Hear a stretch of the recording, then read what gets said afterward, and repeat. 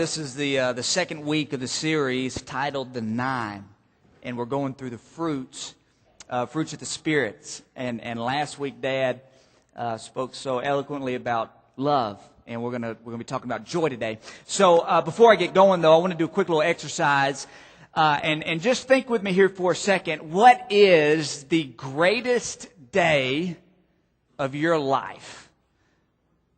Like just a 24-hour, 12 a.m. to 12 a.m. in your life. If you're old, maybe you got a lot of days to remember. If you're young, maybe you don't, maybe not have quite so many. But just think about that and tell your neighbor, just tell them in a sentence, what is the greatest day of your life? Ready, go. Ready, go.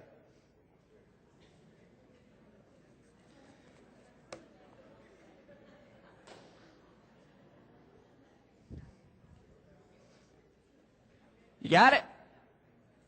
That's a lot. I mean, that's an easy question, right?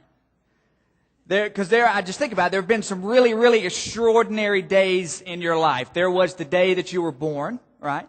And the day when the clock of your life started ticking and you breathed in your first lungful of air, and this whole adventure, this whole miracle, our whole life, it began. The day you were born. That was a pretty great day, right? It was a pretty amazing day.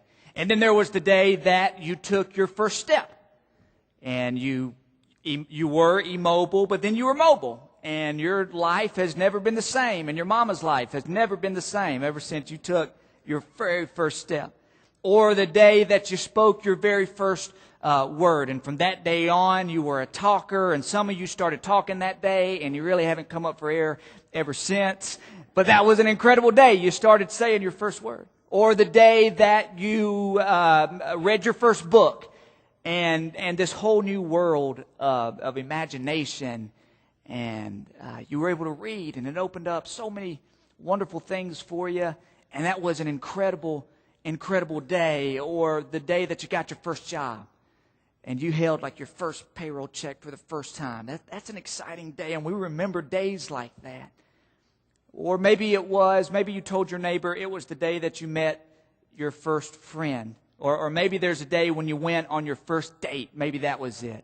Well, when Rachel and I started dating, we had set some boundaries really about our physical relationship. And I just used to pray that Jesus would not come back until my wedding night, because I knew that was going to be an awesome day, right? And looking back, I got to be honest with you, it was pretty good, right? It was pretty good.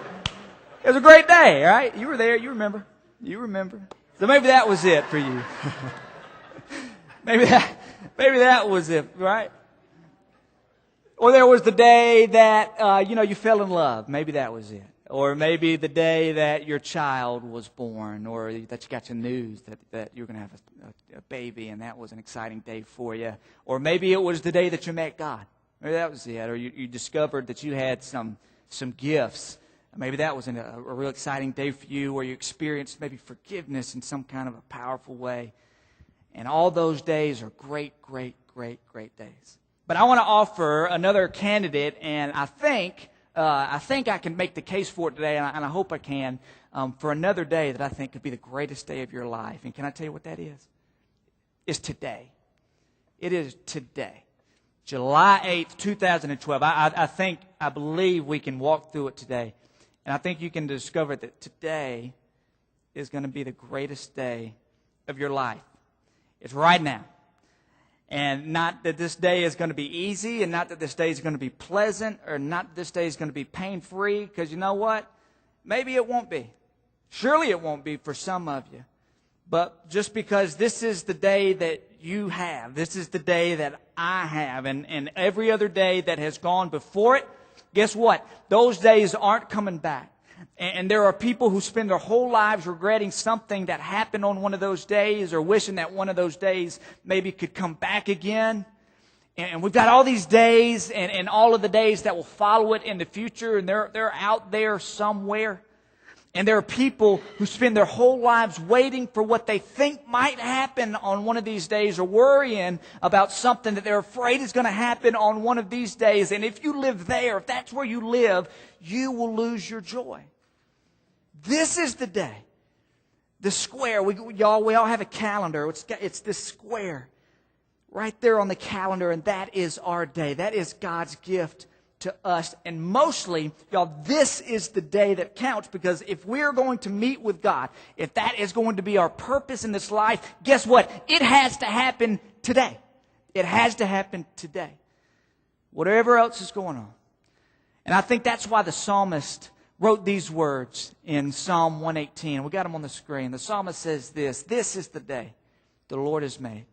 Let us rejoice and let us be glad in it." So we're going to be talking about joy today. And just to help you with that a little bit, I want to give you my favorite picture of what joy looks like, just so you'll have something to carry with you throughout this talk, okay? That's what joy looks like to me. Can y'all see that? That's Avery, and that's my son. And that's actually right after he got out of the bath one day. And he's just a mess, man. He loves getting a bath. And it reminds me of a story that happened not too long ago. I was getting him out of the bath, and he was just in such a great mood, and I wanted to dry him off. And he got out of the bathroom, and he started running around, and he does this thing where he'll run, and then he'll stop, and then he'll do like this weird dance. It's the weirdest thing ever. And I just call it the Avery dance. But he'll run, and then he'll just stop, and then he'll do this dance. And for whatever reason, this particular day, like, I just was tired, and it was, I just wanted him to go to bed. That's what I wanted him to do. And so I was getting on to him. I was like, "Avery, come here. I need to dry you off. I need to put your pajamas on, and we need to go to bed." But it's like he couldn't have cared less, because he just kept running, and he would stop, and then he'd start dancing, and he'd do his little Avery dance. And I yelled at him again. I said, "Avery, get back here." And from the other room, his mama said, "Why? What's the rush? What's the rush?" And you know what? I thought about that, because I didn't really have anything else to do. Right? I didn't have a job that needed to get done. I didn't have anywhere I really needed to go. I didn't have something that I needed to write. I'd just gotten so addicted to hurry and rush, and so just preoccupied with kind of what I want to do and my own little agenda, that here was life. Here was life. Here was life. And here was this invitation to dance, and it was right in front of me, and I was just totally blind to it. I was just totally blind. And you know what I realized? That the Avery dance, what we call it, the Avery dance, that era, it doesn't last forever. It doesn't last forever. And I think in one of the better decisions that I've made, I dropped the towel, and I went in, and I did the Avery dance with him.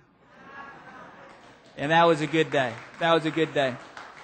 And, I think about it, and I've thought about that, and a lot of different stories maybe in your life, but I reflect on it. There's really I divide my life really into two categories, right? I have the living category, and that's where life is just rocking, man. It's awesome, and I'm experiencing life for real. And then there's the waiting to live category. And I spend a lot of time in the waiting to live category. Do you? I stand in line a lot. I'm in the car a lot for my job. So I'm constantly in the car to go to a meeting, and then when I get to a meeting, I just kind of wait for the meeting to get over with. Or I'm trying to get some task done, or I worry a lot about something bad that might happen in one of these days, or I get angry, or I get regretful about something that did or didn't happen in one of these days. But guess what? They're gone. They're gone. And I look at Avery, and I think for him, life's not that way.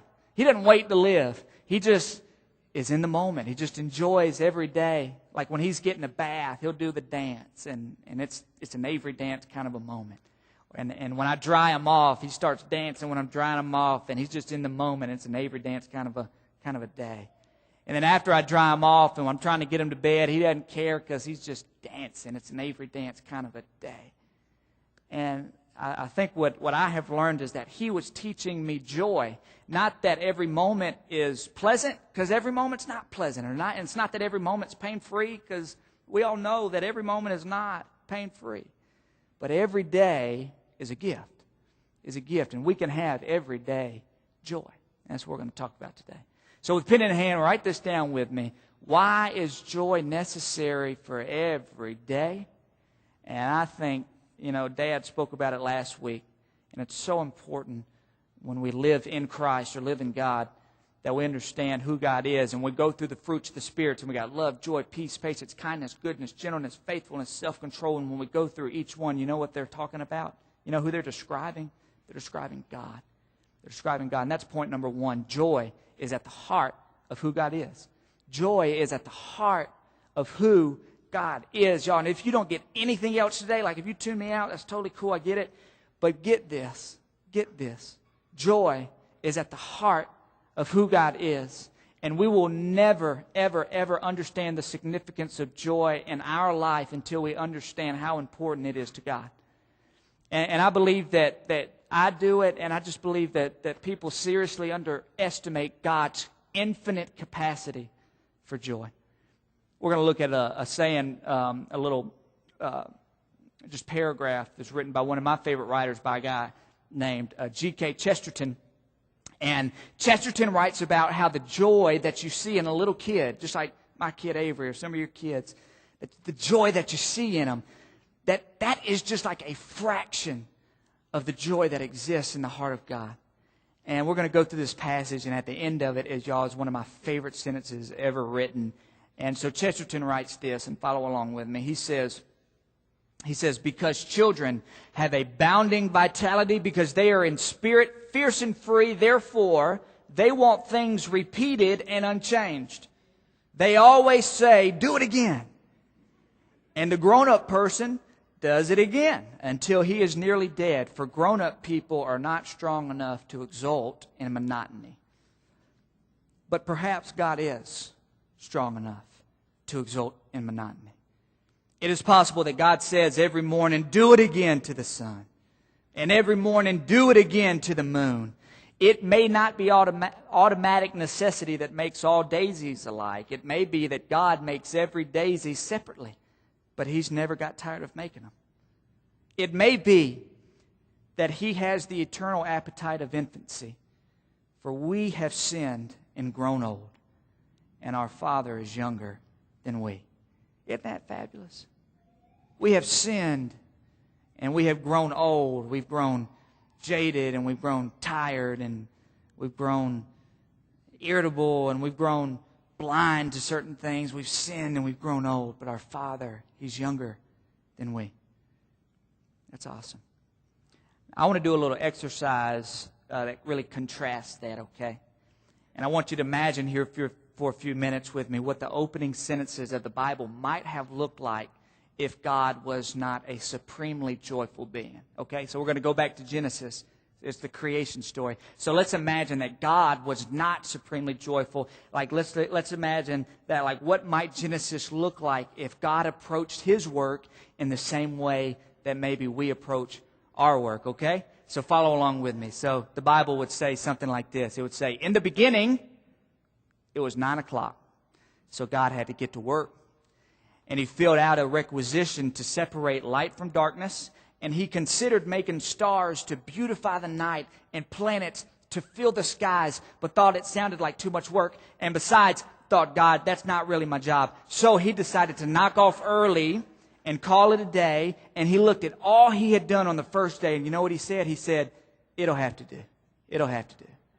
And then on the second day, God separated the waters from the dry land, and He made all the dry land flat, plain, and functional, so that, behold, the whole earth looked like Oklahoma. And He thought about making mountains and valleys and glaciers and jungles and forests, but He decided it wouldn't be worth the effort, and God looked at what He had done on that day, and God said, it'll have to do. It'll have to do. And then God made a pigeon fly in the air, and He made a carp to swim in the waters and a cat to creep upon the dry ground. And God thought about making millions of others of species of all sizes and shapes and colors, but He couldn't drum up enough enthusiasm for any other animal. In fact, He wasn't too crazy about the cat. And so God looked at all that He had done that day, and God said, it'll have to do. It'll have to do. And then at the end of the week, man, God was seriously burnt out. And so He breathed a big sigh of relief, and He said, thank me, it's Friday. Thank me, it's Friday. All right? That'd be a... Now, luckily, Genesis doesn't look anything like that, does it? Right? It doesn't. Instead, we read the words, and we read the creation story, and it's this beautiful poem, or it's this beautiful song. And it just has this beautiful beautiful refrain, right? And in the opening chapters of the Bible, we see that God spoke and it was so, and God saw that it was good. And on the first day, the Bible says, on the very, very first day, God said, let there be light. And guess what? There was light. And God saw that the light was good. And on the first day, God did like an Avery dance. I can just imagine him doing like a little Avery dance. And God saw it and he said, that's good. That's good. And then you know what? On the second day, God said to the light, he said, hey light, do it again. And the light did it again. And the second day, it was like an Avery dance kind of a day. And it was good, and God did a little dance. And then on the third day, God looked at the light, and he said to the light, he said, hey, light, do it again. And the light did it again. And it was a good day. And God looked at it and saw, hey, that is good. That's good. And so it has been every day since that day. And so it will be. And that's how it is with God.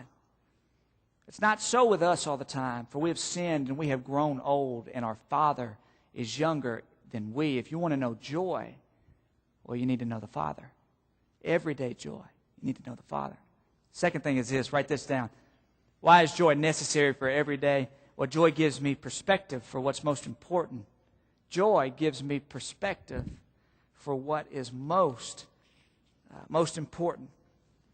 You know, we suffer from a disease. All of us do. We suffer from a disease. And you know what the disease is called? It's called taking it for granted. We suffer from the taking it for granted disease. Do you ever do that? You ever take something for granted? Man, every day. Every day I do. Like every day the sun comes up. Is that not fascinating to anybody else? Like you just think about it. The earth spins around the sun. Am I saying that right? I think that's right. The earth spins around the sun. Like, I don't even know how to explain it. I just think it's awesome that I wake up and the sun was here yesterday and then it goes away for a little bit and then it comes back. Is that not awesome? That is like incredible every day. And we complain because it's too hot. It's like, man, if we didn't have the sun for like a minute, we'd all freeze to death. But that's awesome that the sun has risen another day. That is so cool. That is so cool. Or every moment that your heart beats. Is that not cool to anybody else? Like, you could feel it beat. I don't know how it all works, but it beats. I don't even know why it beats. Is it because blood? Is that the blood doing it? I don't know why, but that's why I'm alive. I think that's fascinating. Is nobody else fascinated by that? I think it is awesome that my heart is beating. But I take it for granted a lot of times. Why? Because that's what a heart's supposed to do. That's what it's supposed to do. Or every moment that your lungs fill up with air, or the grass grows and flowers bloom and birds sing and fish swim and children grow and cuts heal. I say, you know what? Been there, done that. I've seen that a million times. I want something great. I want like a promotion. I want a new car. I want a new house. That's what I say, right? Yeah, I thought about this earlier this week, and I don't know if it'll impact you, but I just thought it was awesome. It just blew my mind. Do you realize that God has never taken anything for granted ever? God has never taken anything for granted. And God has seen everything there is to see. He knows everything there is to know. And every day when the sun comes up, I believe God gets excited like a little kid. Do it again, he says to the sun. Do it again. And if we're not filled with awe, if we're not filled with wonder and delight, it's not because we're sophisticated. It's not because we're smarter than we think we are. It's because we are looking at life through the wrong perspective. I read a letter I read this week, and it was from a college student, and she wrote it to her parents. And I just want to read it to you because I think it'll help us get this. But the letter says this: Dear Mom and Dad, I'm sorry to be so long in writing. Unfortunately, all my stationery was destroyed the night our dorm was set on fire by the demonstrators. I'm out of the hospital now, and the doctors say my eyesight should return sooner or later. And the wonderful boy, Bill, who rescued me from the fire, he kindly offered to share his little apartment with me until the dorm was rebuilt. He's 47 years old and a musician. He isn't working right now, but he says once people understand his music, the gigs and money will start rolling in. He comes from a good family, so you won't be surprised, Mom, when I tell you we're going to be married. In fact, since you've always wanted a grandchild, you'll be glad to know that next month you'll be grandparents. And then on the bottom of the letter it says, please disregard the above practice in English composition. There was no fire. I haven't been in the hospital. I'm not pregnant. I don't even have a steady boyfriend, but I did get a D in French and an F in chemistry, and I wanted to be sure that you received this news in the proper perspective. I thought that was pretty good. Right? Things could be a lot worse, right? And y'all, perspective makes all the difference. It makes all the difference whether you're going to go through this life filled with joy or whether you're going to be miserable. And I've been around miserable people with no joy. And man, they suck the life out of the room, don't they? I want to be filled with joy. I want to be a part of the nine. I want to be part of the nine. It all depends on what you focus on. We could spend all day talking about joy, and we'll just kind of touch the surface. But I think I want to bring it home with this because I think it's so important. You say, why is joy necessary for every day? And it's this, that joy is not dependent on my circumstances. Joy is not dependent on my circumstances. And if there's one thing that's true about pain, and if there's one thing that's true about suffering, really, it is that it is no respecter of persons, right? Because pain and suffering, it affects everybody. Doesn't matter if you're rich, doesn't matter if you're poor, black or white, does not matter. Does not matter. It touches us all. Touches us all. And I get it, and I get that people would say, how, and I have even thought this. I think, how do I embrace joy when there is a lot of pain going on around me? How does that happen? Is it even right to talk about joy in a world where there's hunger and in a world where there's violence and suffering and poverty, malnutrition, all this pain?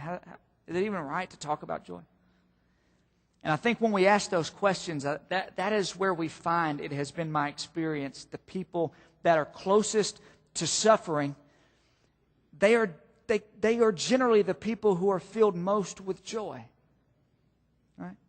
You know them. You know stories like Mother Teresa, and people who lived with Mother Teresa said that in the middle of all the suffering, what was remarkable about her was not that she kept on serving, although that is remarkable, but it was the extraordinary capacity in which she brought joy to other people. She just brought joy to other people. There's a guy named David Myers, and he's like a Christian psychologist, and he's written so much on this topic. In fact, he wrote a whole book just on joy. And he notes that it is people who are consistently in negative moods, joyless people, who are most likely to be self-preoccupied, self-absorbed, relationally withdrawn, least likely to serve, least likely to love. And in experiment after experiment, people who are highest in joy, they're also the most likely to help people in need. And what just strikes me as we're going through the fruits of the Spirit, that if you were to ask me to predict, like, what would Paul list? It's like love. That would be kind of a no-brainer for me, right? That he would put love number one. That's just, like, that's obvious, right? Jesus says, what's the greatest commandment? You love God, you love people, so yes, love should be love. But what's striking to me is that joy is number two. And I think there's a reason why love and joy are connected, that they are in the Bible by the Apostle Paul. Because in this world, if joy is to exist at all, I think it has to exist alongside suffering. John Ortberg says this. He says, one of the tests of authentic joy is its ability to exist in the midst of pain. In the midst of pain. I've had years of my life that were just kind of deep-rooted issues I struggled with and deep pain that I struggled with, and certainly struggled with addictions, and just guilt and regret that I've let a lot of people down, and that was painful for me. And you know how I kind of broke through that? You know how that happened? It wasn't some magical moment where God spoke to me. I promise it wasn't anything like that. You know really what it was? I just became attracted to Jesus. I became attracted to Him. And slowly every day, my heart began to be filled with joy. And I still had a lot of issues that I had to deal with, but my heart just slowly began to be filled with joy. It's like a flower that grows up in the crack of your driveway and just can't seem to kill it. But it's a good thing. It's a good thing. And you see this in all different sorts of ways, and you've seen it in your life. You get an unexpected doctor's report, and maybe that person sees maybe for the first time what's most important in life. Or a woman who battles with depression but is able to see the light at the end of the tunnel. It's because of joy. It's because of joy. Or a wife who loses her husband and then hears from God these words that were spoken long ago, where Isaiah says, don't be afraid. When you pass through the waters, I'll be with you. And when you pass through the floods, you will not be consumed, for you are precious in my sight. I love you. That's what God says. That's what God says. Karl Barth, one of my favorite Christian thinkers, you know what he says? He says, joy is a defiant nevertheless. Is that on the screen? I think it is. He says, joy is a defiant nevertheless. Because this day is a gift. Yeah, it might be painful. Sure, it will be. But this day is a gift. It's a gift. It's a gift. And all the other days that have gone on before us, they're gone. They're not coming back. All the tomorrows, we don't really know about them. They might be awesome. They might be awful. I don't really know. But you know what I do know? This is the day that the Lord has made. This day right here. Because you're alive, right? Let's all just breathe in a deep breath. Can we do that? We're alive. Man, it's awesome, isn't it? It's awesome. And you can take a big old lung full of air because you are alive and your heart is beating, that this is your day. And the reason that this is your day, the reason that we can rejoice and the reason that we can have joy, even when all of these horrible and painful and stressful things are going on in our world, the reason is this, is that one day this man Jesus, who was the most joyful man this world has ever known, one day we are told that Jesus went to the cross, amazingly the Bible tells us, for the joy that was set before Him. For the joy that's coming one day, and He went to the cross. And He endured the cross, was scorned, the Bible says, and was shamed. He was buried in a tomb, and everybody who followed Him, all of their joy was lost. It was gone. It was no more until the third day. And on the third day, God said to the Son, He said, do it again. And the Son did it again. And God said to the stone, He said, roll away. And then guess what? The stone kind of rolled away. It did, didn't it? And He said to His Son, He said, get up. And He got up. He got up. And Jesus got up. And I bet He felt real good when He got up. And I bet He did an Avery dance that day. I bet He did an Avery dance that day. And every day since then, y'all, has been a gift, and it will continue to be a gift. Today is a gift. Tomorrow will be a gift. The day after that will be a gift. And until that day comes, and it surely will come for all of us, when in the words of the prophet Isaiah, he says it like this. He says, you shall go out in joy, and you be led forth with peace, and the mountains and the hills will break forth before you, and all the trees in the fields will clap their hands. And then John ends the Bible like this. He says, and God Himself will go with His people, and He will wipe every tear from their eyes, and death and mourning and pain. It will be no more. Joy, joy, joy, joy, joy, joy. That's what can be available for you. And you can receive it. You can choose to receive it, or you can choose to reject it. But for those of us who want to live like Christ, we're attracted to Him and want our hearts to be like Him, we will find everyday joy in the midst of any circumstance. That's good news. That's good news. Would you bow your heads and pray with me? God, we love You. So honored to get to be a part of this family, this church called The Village, where we can gather every week and we can learn what it means to be a follower of Your Son Jesus. And we get to realize that every day is a new day for us, and You give us a new chance, and You give us the sun once again, and then in the evening You'll give us the moon once again, and we can rejoice because we can say, this is a gift from You. It's a gift from You. And You give us these gifts, God, not because our lives are perfect. They're not. They're so far from perfect.